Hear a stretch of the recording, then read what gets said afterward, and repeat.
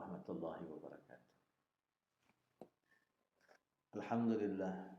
Alhamdulillahilladzi khalaqas samawati wal arda wa ja'ala adh-dhulumati wan nur. Thumma alladhina kafaru bi rabbihim ya'dilun.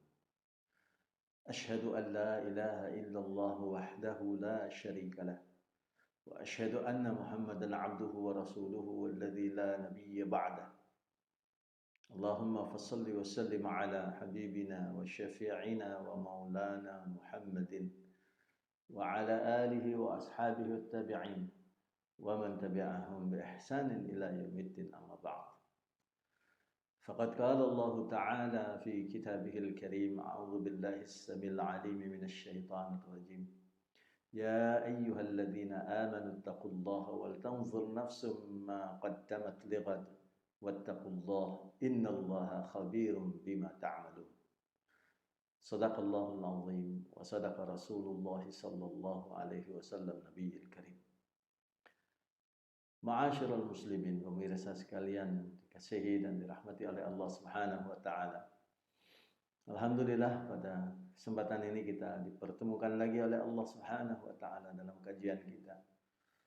Al-Faqir mencoba untuk melanjutkan kajian tentang hakikat sufiyah pada seri yang ke-10 ini, melanjutkan pembahasan kita di mana pada kesempatan yang lalu kita membahas tentang hakikat manusia, di mana manusia sebagai makhluk, sebagai yang diciptakan oleh Tuhan, tentunya manusia memiliki berbagai macam keterbatasan, berbagai macam persoalan, berbagai macam kelemahan-kelemahan, berbagai macam kekurangan-kekurangan. Sehingga manusia itu adalah membutuhkan Allah Subhanahu wa taala, membutuhkan berbagai macam keperluan-keperluan.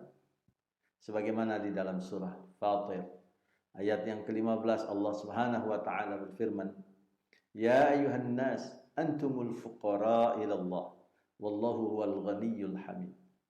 Wahai manusia, kalianlah yang berkehendak kepada Allah Subhanahu wa taala, dan Allah dialah yang maha kaya sehingga tidak memerlukan sesuatu pun lagi maha terpuji. Masyiral muslimin. Kemudian juga di dalam surah Ar-Rahman yang sering kita baca, Allah Subhanahu wa taala berfirman, "Yas'aluhu man fis samawati wal ardh, kullu yawmin huwa fis sya'n."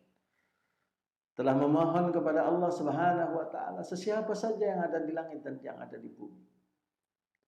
Kullu yaumin huwa fi sya'n. Setiap waktu Allah Subhanahu wa taala berada dalam kesibukan. Untuk apa? Untuk menguruskan makhluknya. Kemudian juga walaupun demikian, karena manusia ini diciptakan dengan sebaik-baik ciptaan dan bahkan memiliki tugas yang besar, maka manusia diberikan kemuliaan. Allah Subhanahu wa taala menjadikan manusia sebagai makhluk yang memiliki kelebihan dibanding dengan makhluk lain. Allah anugerahkan akal fikiran. Allah Subhanahu wa taala anugerahkan juga ruang-ruang di mana seluruh alam semesta ini ditundukkan oleh Allah Subhanahu wa taala kepadanya. Allah Subhanahu wa taala juga berikan kepadanya kesempatan untuk mengikuti ajaran yang terbaik, yang bersumber dari Allah Subhanahu wa taala yang maha kuasa, yang maha mulia, yang maha sempurna, yang maha baik, yaitu ajaran Islam. Allah Subhanahu wa taala juga anugerahkan manusia dengan kemuliaan, diberikan tuntunan yang terbaik, yaitu Al-Qur'anul Karim, sebagai kitab yang satu-satunya kitab yang menjadi mukjizat, karena memang kitab ini berlaku sampai akhir zaman, sehingga bahasanya, sastranya, kehalusan budinya, di dalamnya pengajarannya luar biasa, yang tidak ditemui dalam kitab-kitab yang sebelumnya, apalagi dalam kitab-kitab buatan manusia. Walaupun mungkin manusia merasa bahwa apa yang ditulisnya itu sudah lebih lembut, lebih baik, tidak demikian. Kandungan nilai ilmu yang datang dari Allah yang maha mulia, yang maha alim, yang maha mengetahui tentunya lebih tinggi, lebih besar, dan tidak terjangkau oleh akal manusia yang merupakan seorang makhluk. Allah Subhanahu wa taala juga anugerahkan contoh perilaku terbaik manusia yang mencoba mengimplementasikan, mentransfer, membumikan nilai-nilai Rabbani itu dalam Al-Quran Al-Karim dan ajaran Islam yang diberikan di dalamnya itu ke dalam praktek-praktek kehidupan nyata.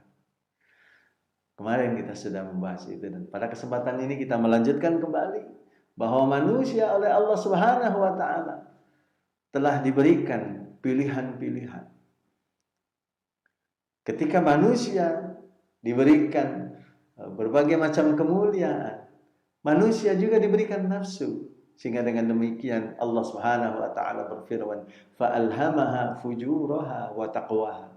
Allah Subhanahu wa taala mengilhamkan kepada diri manusia itu dosa, perbuatan-perbuatan dosa, jalan yang tidak baik. Wa taqwaha, dan juga perbuatan yang takwa, sehingga dengan demikian manusia dipersilahkan memilih apakah dia mau memilih mengikuti jalan yang dipenuhi dengan dosa-dosa atau dipenuhi dengan ketakwaan. Yang dengan demikian ketika dipenuhi dengan dosa, maka perbuatan-perbuatan itu adalah perbuatan-perbuatan yang secara jati diri manusia, secara fitrahnya manusia, perbuatan yang tidak disukai. Bukan oleh sekedar dirinya sendiri atau sesama manusia yang lain, bahkan tidak disukai oleh alam semesta karena melanggar ajaran Allah Subhanahu wa taala. Sedangkan alam semesta ini tunduk dan patuh kepada Allah Subhanahu wa taala. Bapak Ibu hadirin sekalian, para pemirsa yang dikasihi dan dirahmati oleh Allah Subhanahu wa taala. Di dalam surah Al-Maidah Allah Subhanahu wa taala berfirman, "Qul la yastawil khabith wat tayyib walau a'jabaka kasratul khabith, fattaqullaha ya ulil albab la'allakum tuflihun." Allah Subhanahu wa taala berfirman yang bermaksud, katakanlah ya Muhammad sallallahu alaihi wasallam kepada umatmu, kepada umat manusia, tidak sama antara yang buruk dengan yang baik. Meskipun banyaknya yang buruk itu menarik hatimu, menakjubkan dirimu, maka bertakwalah kepada Allah, wahai orang-orang yang berakal, agar kalian mendapat keberuntungan. Jadi pilihan itu adalah hanya satu di antara dua. Apakah pilihan itu adalah pilihan yang baik, dan kemudian pilihan yang satunya adalah pilihan yang buruk, ataukah pilihan yang tadi dipenuhi jalannya dengan dosa-dosa, penyelewengan, pengingkaran, sesuatu yang tidak sesuai dengan psikologi dan hati, jiwa dan sebagainya, ataukah sesuai dengan apa yang diajarkan oleh Allah Subhanahu wa taala yang maha baik, yang maha lembut, maha dermawan, yang kesemuanya itu kalau terpancar dengan pilihan-pilihan itu akan menjadi orang-orang yang memiliki perilaku yang baik, akhlak yang mulia dan sebagainya. Kemudian Allah Subhanahu wa taala juga di dalam surah Al-Kahfi, Allah Subhanahu wa taala berfirman, "A'udzubillahi minasyaitonir rajim.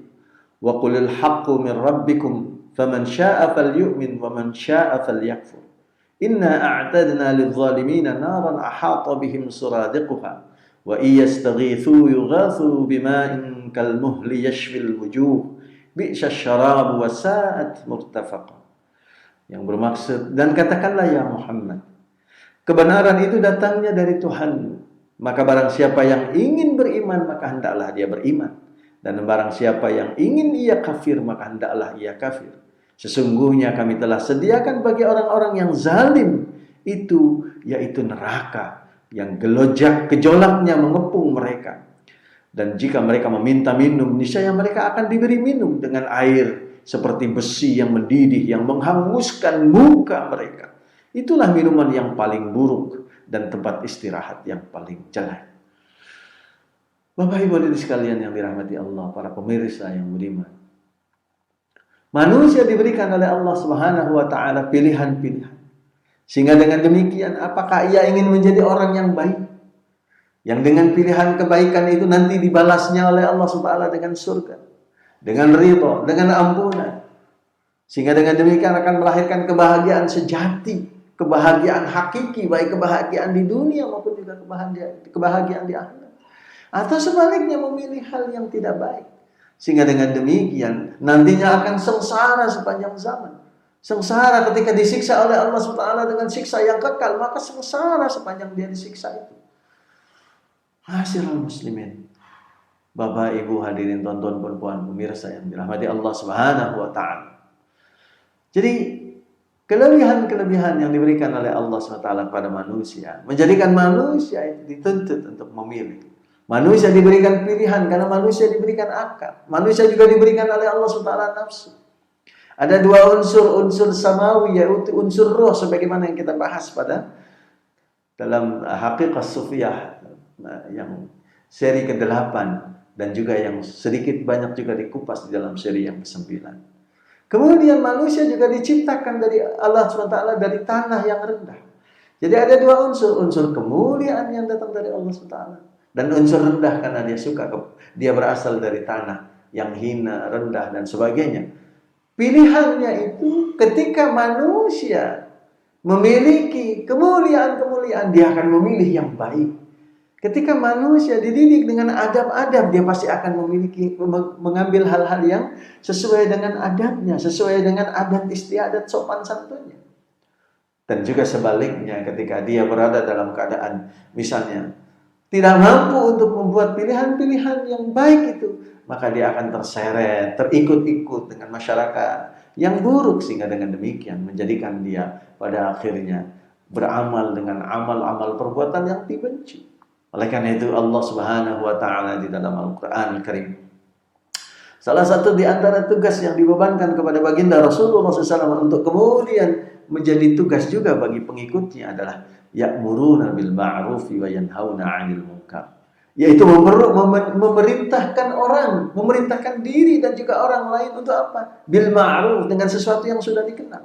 Sudah dikenal yang dimaksud bagaimana? Sudah dikenal sebagai sebuah kebaikan. Sudah dikenal sebagai sesuatu yang sesuai dengan fitrahnya. Sudah dikenal sebagai sesuatu yang secara hati nurani dan jiwanya adalah yang unggul dan utama, kemuliaan dan sebagainya. Wa yanhauna 'anil munkar. Dan tugas yang di antara keduanya, yang keduanya adalah bagaimana disuruh mencegah dari perbuatan-perbuatan mungkar. Kenapa mungkar? Karena ianya sesuatu yang dibenci. Perbuatan-perbuatan buruk adalah sesuatu yang dibenci. Perbuatan-perbuatan yang tidak baik adalah sesuatu yang dibenci. Sehingga dengan demikian secara fitrah sesungguhnya manusia sudah memiliki pandangan-pandangan, karena Allah telah tampilkan mana yang benar dan mana yang buruk itu di dalam pandangan batinnya yang disebut dengan fitrah tadi. Sebagaimana Allah SWT berfirman di dalam surah Al-Baqarah ayat 256, Allah Subhanahu wa taala memberikan kepada kita pengajaran bahwasanya tidak ada paksaan di dalam memilih agama itu. Tidak ada paksaan di dalam memilih Islam. Kenapa? Qad tabayyana ar-rusydu minal ghayy. Karena sudah jelas mana yang lurus dan mana yang bengkok. Jadi, Bapak Ibu hadirin sekalian pemirsa yang dirahmati dan dikasihi oleh Allah Subhanahu wa taala. Allah telah memberikan kepada kita hati nurani dengan fitrahnya. Kemudian juga Allah SWT berikan jalan, di mana dari jalan itu sudah dijelaskan mana yang buruk dan mana yang baik. Sehingga dengan demikian manusia dipersilahkan untuk mengambilnya, dan kemudian manusia dipersilahkan juga untuk menitinya. Sesiapa di antara mereka yang merasa bahwa dia adalah makhluk, yang merasa bahwa kemuliaannya adalah anugerah dari Allah Subhanahu wa taala, tentu dia akan memilih yang datang dari Allah Subhanahu wa taala. Kita insyaallah akan lanjutkan dalam kajian Haqiqah Sufiyah yang ke-11 insyaallah.